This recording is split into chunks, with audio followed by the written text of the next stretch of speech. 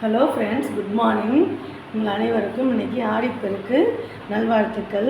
நம்ம வீட்டில் வந்து காலையில் இன்றைக்கி டிஃபனும் செய்யலை, இன்னும் லஞ்சு செய்யலை.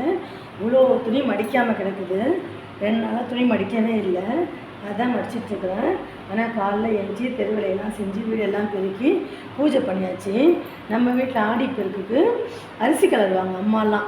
அரிசி பருப்பு போட்டு வறுகடலை, அப்புறம் எள், தேங்காய் பல் இதெல்லாம் வறுத்து அரிசி வந்து வெள்ளை பாகு வச்சு அரிசி கிளறுவாங்க. இங்கே வந்து அது மாதிரிலாம் கிளறதில்லை, யாரும் இங்கே சாப்பிட மாட்டாங்க. நான் என்ன பண்ணுவேன், கொஞ்சோண்டு பச்சரிசியை தண்ணி கழுவி ஊற வச்சுட்டு தேங்காய் தண்ணி போட்டு கொஞ்சம் வெல்லம் போட்டு கலந்து அந்த மோட்ரு இருக்குல்ல, அந்த மோட்ருக்கு கழுவி மஞ்சள் குங்குமம் வச்சு பொட்டு வச்சு அப்புறம் பூ போட்டு வெத்தலைப்பாக்கு பழம், நம்மகிட்ட இருக்கிற பழம், அதுக்கப்புறம் இந்த கலர்ன அரிசி இதெல்லாம் வச்சு தீபம் அதெல்லாம் காமிச்சிடுவேன். அந்த மாதிரி காமிச்சு பூஜை பண்ணிட்டேன். சாமிகிட்டையும் வெத்தலைப்பாக்கு பழம் வச்சு பூஜை பண்ணிட்டேன்.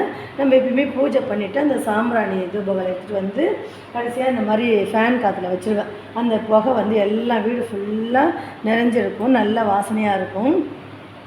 இன்றைக்கி நம்ம வீட்டில் நான்வெஜ் சாப்பிட மாட்டோம், ஏதாவது சமைக்கணும். ஹஸ்பண்ட் வேறு உடம்பு சரியில்லை, என்னன்னு தெரியல. நைட்டு ரொம்ப வாமிட் பண்ணிட்டாங்க. அதனால் என்ன சமைக்கிறதுன்னு யோசனையாக இருக்குது. அதுவும் இல்லாமல் நோன்பு வேறு வருதில்ல, ஒரு 5 நாள் தானே இருக்குது. அதனால் வந்து நான்வெஜ் சமைக்க வேணாம், நோன்பு முடிஞ்சு சமைச்சிக்கலான்னு இருக்கேன். நீங்களாம் இன்றைக்கி என்ன பண்ணீங்க, எப்படி சாமி கும்பிடுவீங்க சொல்லுங்கள் எனக்கு. எங்கள் ஊர் விருத்தாச்சலம் பண்ணுறதுனால அங்கே மணிமுத்தாறு ஆறு ஓடுது. அங்கே வந்து புது மணத்தை மாதிரி எப்போயுமே வருஷம் போக மாட்டோம். அக்காவுக்கெலாம் கல்யாணம் ஆகி பொண்ணு மாப்பிள்ளையாக வந்திருக்கிறப்ப அவங்க போகும்போது சின்ன பிள்ளையாக இருக்கும்போது கூட போயிருக்கோம். ஆடிப்பெருக்கு அன்றைக்கி தான் வந்து என்ன பண்ணுவாங்க, அந்த கல்யாண மாலைகள் எல்லாத்தையும் கொண்டு ஆற்றுல விட்டுட்டு ஆற்றுல எல்லாத்தையும் வச்சு சாமி கும்பிட்டுட்டு வருவாங்க. பழம் பூ நான் சொன்ன மாதிரி அரிசி கலர் வச்சு அதெல்லாம் வச்சு கும்பிட்டுட்டு வருவாங்க. இங்கே வந்து ஆறுலாம் இல்லை, அந்த மாதிரிலாம் போய் நான் பார்க்கவே இல்லை. நான் மட்டும் அந்த மாதிரி மோட்டருக்கிட்ட அந்த மாதிரி பூஜை பண்ணி வச்சுருக்கேன். அந்த அரிசி எடுத்து நம்ம சாப்பிட்டுடலாம், அந்த மாதிரி தான் செஞ்சுருக்கேன். இதுதான் எனக்கு நம்ம வீட்டில் நிறைய இவ்வளோ துணி இருப்பாங்க. இதை நான் மடிச்சிட்ருக்கிறேன். ஹஸ்பண்ட் முடிஞ்சால் கொஞ்சம் சின்ன சின்ன துணியெல்லாம் மடிப்பாங்க, சேரீலாம் மடிக்க மாட்டாங்க, சின்ன சின்னலாம் மடிப்பாங்க. இன்றைக்கி முடியாதனால நான் வந்து மடிச்சிட்ருக்கிறேன். அதுவும் இல்லாமல் இன்றைக்கி வந்து எது செஞ்சாலும் பெருகுன்னு சொல்லுவாங்க. இன்றைக்கி வந்து அவங்க உடம்பு சரியில்லை, அது ஹாஸ்பிட்டல் போகிறேங்கிறாங்க. நான் வந்து ஹாஸ்பிட்டலுக்கு போகக்கூடாதுன்னு நினச்சேன், போகிறேங்கிறாங்க. நான் அதனால் போங்கன்னு சொல்லிட்டேன், நம்ம போக வேணான்னு சொல்லி. அதனால் ஏதாவது பிரச்சனை வந்துட்டா நீ தான் சொன்னேன்னு சொல்லிடுவாங்க எல்லோரும்.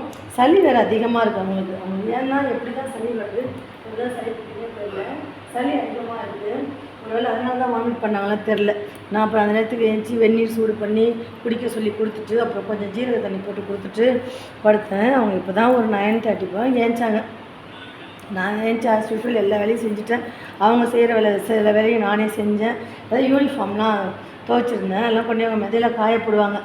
முடியலன்னு சொல்லிட்டு நானே காய போட்டு வந்துட்டேன். ஒயிட் ஃபுல்லாக பியூர் ஒயிட் எல்லாத்தையும் தனியாக சேர்த்து வச்சுருந்து இன்றைக்கி ஒயிட்டெல்லாம் போட்டேன். நேற்று இந்த மாதிரி டெய்லி யூஸ் எல்லாம் போட்டேன்.